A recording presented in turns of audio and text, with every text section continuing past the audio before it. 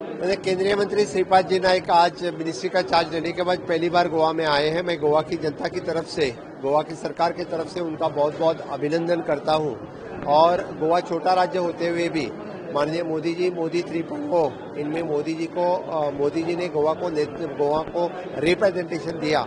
और हमारे senior leader Shripad जी नाइक, उनको एमओएस पावर और एमओएस रिन्यूएबल एनर्जी इनका चार्ज दिया। इसीलिए मैं गोवा के लोगों की तरफ से और गोवा सरकार की तरफ से माननीय मोदी जी का भी बहुत बहुत धन्यवाद व्यक्त करता हूं और श्रीपाद जी का बहुत बहुत अभिनंदन व्यक्त करता हूं। आगे आने वाले कार्यकाल में 5 साल में इस दोनों मिनिस्ट्री का गोवा में तो फायदा होगा ही होगा, लेकिन उनके माध्यम के थ्रू हम बाकी मिनिस्ट्री का भी ढेर सारे प्रोजेक्ट गोवा में इम्प्लीमेंट कर सकेंगे। फिर एक बार जिस तरह से माननीय मोदी जी का विकसित भारत का सपना साकार करने के लिए विकसित गोवा और माननीय मोदी जी का विजन आत्मनिर्भर भारत विच अगेन स्वयंपूर्ण गोवा, ये विजन का इस कार्यकाल में हम आगे बढ़ाएंगे। डबल इंजन की सरकार की तरफ से हमेशा इंफ्रास्ट्रक्चर डेवलपमेंट और ह्यूमन रिसोर्स के ऊपर बढ़ रही है।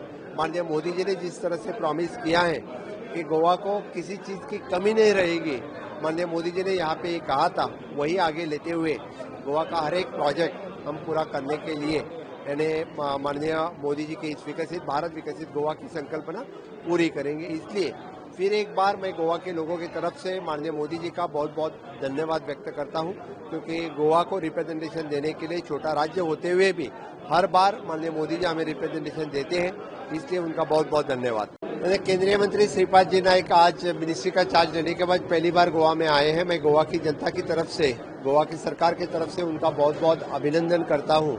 और गोवा छोटा राज्य होते हुए भी माननीय मोदी जी, मोदी 3.0, इनमें मोदी जी ने गोवा को रिप्रेजेंटेशन दिया। और हमारे सीनियर लीडर श्रीपाद जी नाइक, उनको एमओएस पावर और एमओएस रिन्यूएबल एनर्जी इनका चार्ज दिया। इसीलिए मैं गोवा के लोगों की तरफ से और गोवा सरकार की तरफ से माननीय मोदी जी का भी बहुत बहुत धन्यवाद व्यक्त करता हूं और श्रीपाद जी का बहुत बहुत अभिनंदन व्यक्त करता हूं। आगे आने वाले कार्यकाल में 5 साल में इस दोनों मिनिस्ट्री का गोवा में तो फायदा होगा ही होगा, लेकिन उनके माध्यम के थ्रू हम बाकी मिनिस्ट्री का भी ढेर सारे प्रोजेक्ट गोवा में इम्प्लीमेंट कर सकेंगे।